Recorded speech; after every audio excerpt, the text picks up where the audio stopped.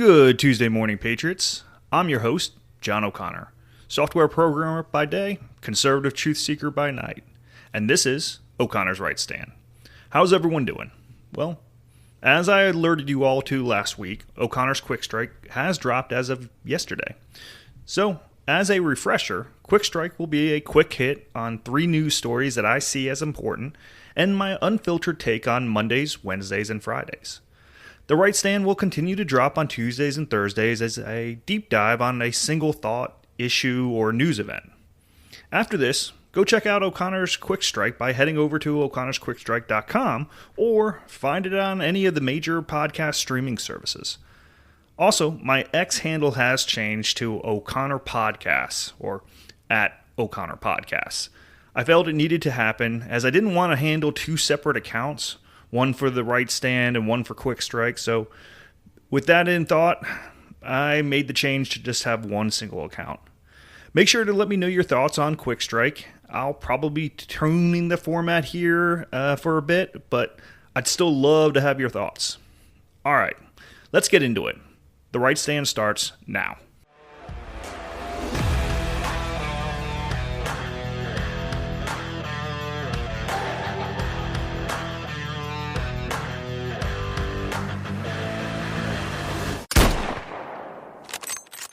Patriots, we have to start with the tragedy that rocked conservative America just days ago.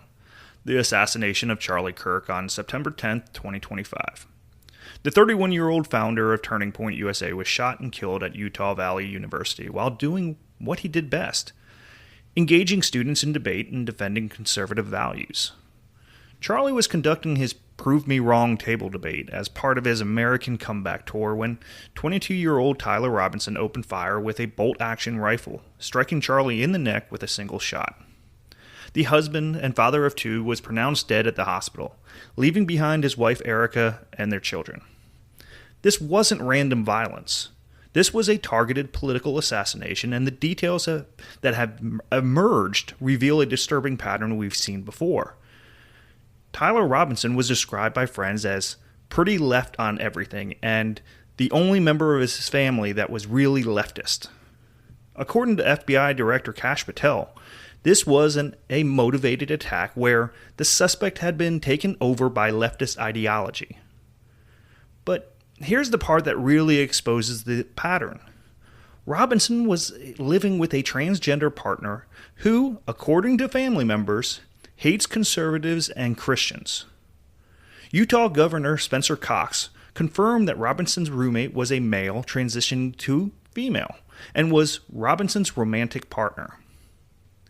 Even more chilling, the FBI is investigating evidence that multiple people, including several accounts that appear to belong to transgender individuals, knew about the assassination beforehand. Social media posts from as early as August 6 predicted that September 10th will be a very interesting day. And one account wrote, "It'd be funny if someone like Charlie Kirk got shot on September 10th. Laugh my ass off."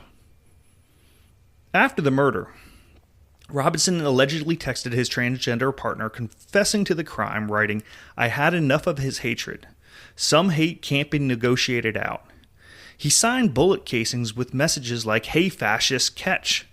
The same kind of dehumanizing language the left uses daily against conservatives. Charlie Kirk's assassination represents the culmination of years of leftist rhetoric calling conservatives fascists, Nazis, and threats to democracy. When you constantly dehumanize your political opponents, eventually someone will take action. Charlie paid the ultimate price for standing up for conservative values. Charlie Kirk's murder isn't an isolated incident. It's part of a systematic campaign of political violence against conservatives that the mainstream media desperately wants to memory hole. While they obsess over January 6th like it's the only political violence that has ever happened, there's a clear documented pattern of left-wing attacks that they refuse to acknowledge. And increasingly, these attacks involve transgender perpetrators. This isn't about isolated incidents or random acts of violence. This is about a coordinated assault on conservative voices, Republican officials, and anyone who dares to challenge their radical agenda. And there's a disturbing transgender connection that the media refuses to discuss. June 14th, 2017. Republican congressmen are practicing for the annual congressional baseball game in Alexandria, Virginia. It's 6:30 in the morning. 24 GOP lawmakers, including House Majority Whip Steve Scalise, are on the field doing what Americans have done for over a century: playing baseball. Enter James T. Hodgkinson, a 66-year-old Bernie Sanders volunteer from Illinois, who belonged to Facebook groups called Terminate the Republican Party and The Road to Hell is Paved with Republicans. This wasn't some random crazy person, Patriots. This was a dedicated left-wing activist who had written 27 letters to his local newspaper, all anti-Republican. He posted, "Trump is a traitor. Trump has destroyed our democracy. It's time to destroy Trump and co." Trevor didn't just show up that day. He'd been planning this. He asked a congressman whether Republicans or Democrats were practicing. Once confirmed that it was Republicans, he opened fire with an SKS rifle and 9mm handgun, firing 70 rounds over 10 minutes. Steve Scalise was shot in the hip and nearly died. Congressional aide Zach Barth was shot in the leg. Lobbyist Matt Micah was shot in the chest. Capitol Police Officer Crystal Griner was shot in the ankle while heroically returning fire. If not for Scalise's security detail being present because of his leadership position, this would have been a massacre. And how did Bernie Sanders respond? With a weak, milquetoast statement condemning violence while refusing to acknowledge that his own inflammatory rhetoric about Republicans, that being the enemy, helped radicalize this terrorist. The media quickly moved on, treating it like an isolated incident rather than what it was: the logical conclusion of the left's dehumanization of conservatives. If you want to see the left's violence problem, look no further than the 2 assassination attempts against President Trump in 2024. July 13th in Butler, Pennsylvania, and September 15th at Trump International Golf Club in Florida. 2 different would-be assassins, same result. The left's dangerous rhetoric nearly got the president killed. In Butler, 20-year-old Thomas Crooks climbed onto a roof with an AR-15 and opened fire during a campaign rally. Trump was seconds away from death. The bullet grazed his ear, killing firefighter Corey Comparator and injuring 2 others. The Secret Service failures were so egregious that the director resigned in shame. Then, just 64 days later, Ryan Ruth waited 12 hours in the bushes at Trump's golf course with a rifle, planning another assassination attempt. This man had been radicalized by the same media that constantly calls Trump a threat to democracy and a fascist. 2 attempts on a former president's life in 2 months, and the media acts like this is normal.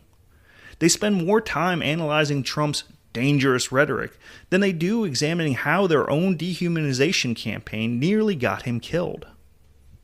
Patriots, we also need to address the elephant in the room that the mainstream media refuses to discuss: the alarming connection between transgender ideology and political violence against conservatives.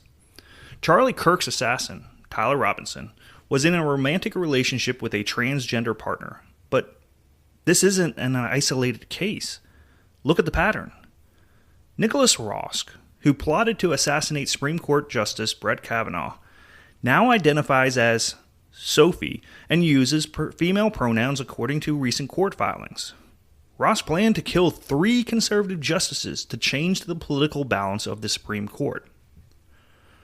Audrey Hale, the Nashville Covenant School shooter who killed 3 children and 3 adults at a Christian school, identified as a transgender.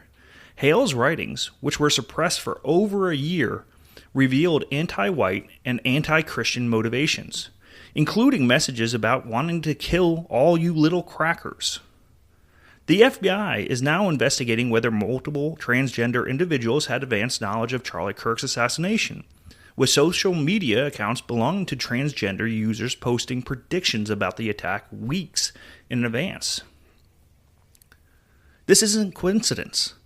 Patriots, when you combine radical left-wing ideology with the mental instability that often accompanies gender dysphoria, you get a recipe for violence. The left has weaponized transgenderism as part of their broader assault on traditional American values, and now we're seeing the deadly consequences. The media won't make these connections because it destroys their narrative that conservatives are the violent ones. But the facts speak for themselves. There's a clear pattern of transgender-motivated violence against Christians, conservatives, and traditional values. Our universities have become training grounds for left-wing violence, and conservative speakers are the primary targets. We've seen this pattern repeat across dozens of campuses. Conservative speakers announced, left-wing organizers mobilize, violence erupts, and university administrators either enable it or stand aside. Conservative activists regularly need security details just to speak at universities that our tax dollars support. The Foundation for Individual Rights and Expression documented 174 speaker deplatforming attempts in 2024, and 84 so far this year. And it's getting worse.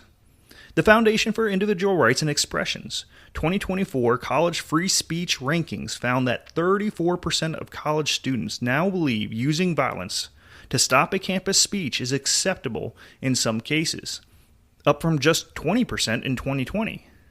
That's a 70% increase in 5 years. At Stanford University alone, 3/4 of students said shouting down speakers is acceptable, and more than a third said the same about using physical violence. We're literally watching the next generation of leftists being trained to use violence as a political tool. But nothing compares to the summer of 2020.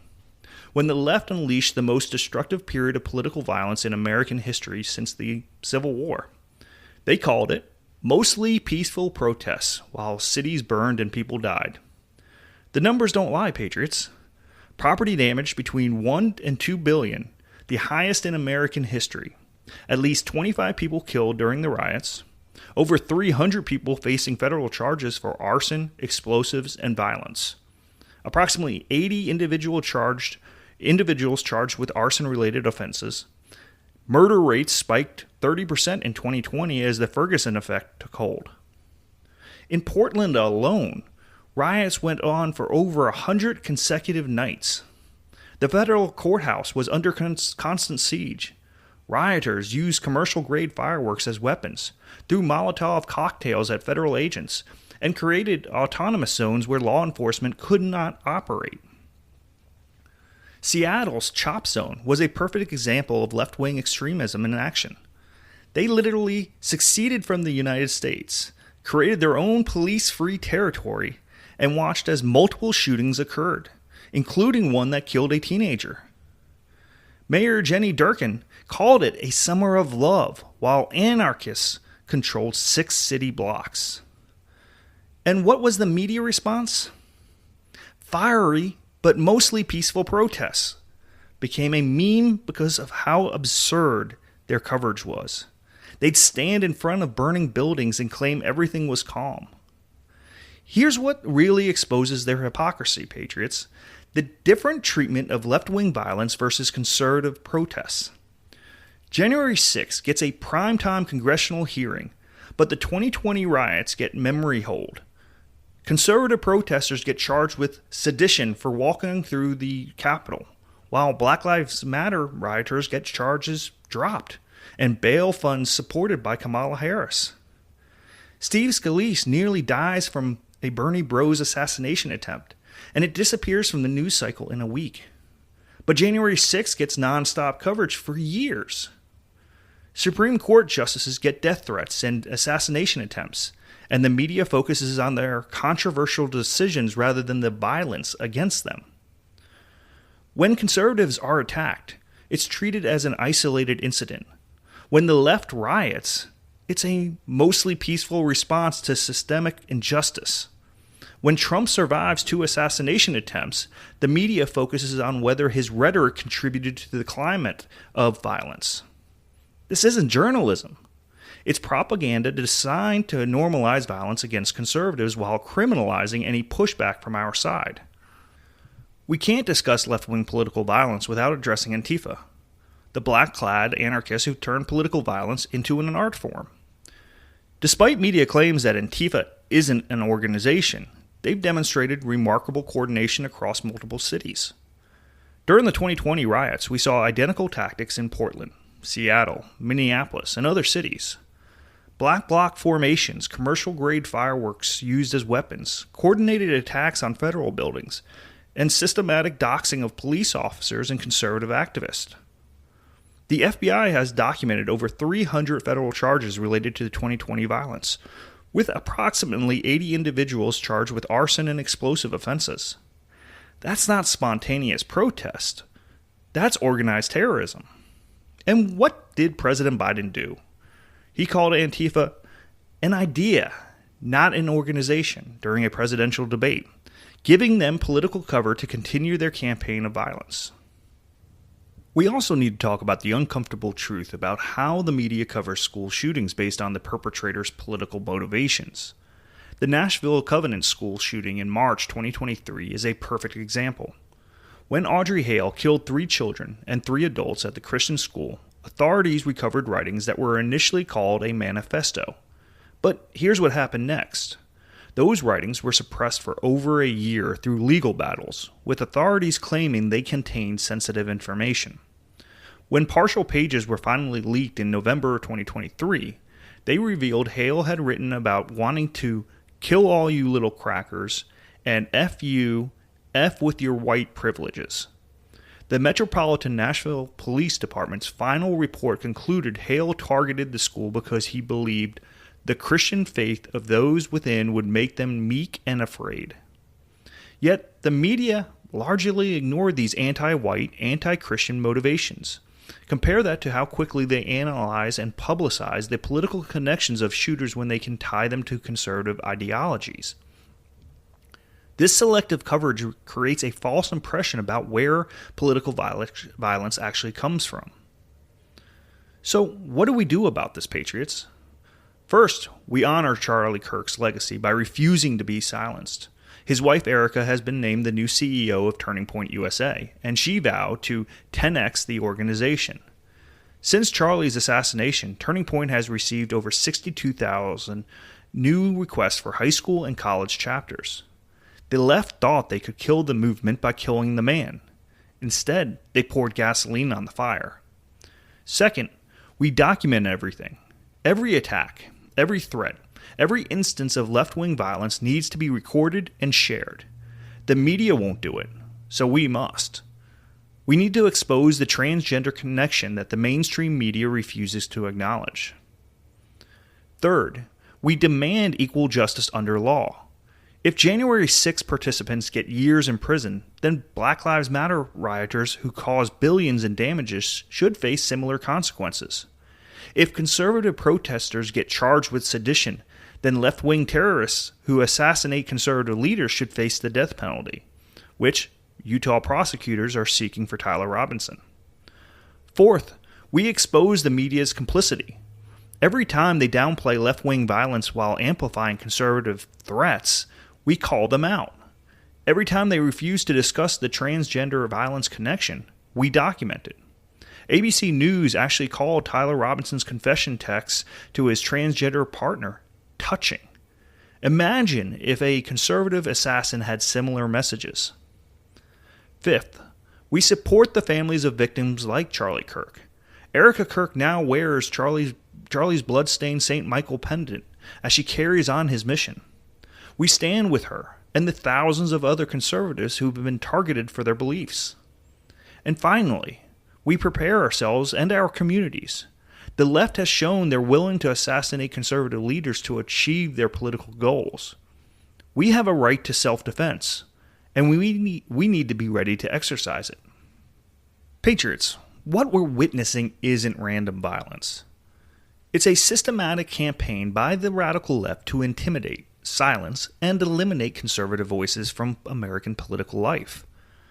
Charlie Kirk's assassination on September 10th was just the latest and most tragic example of where their dehumanizing rhetoric leads.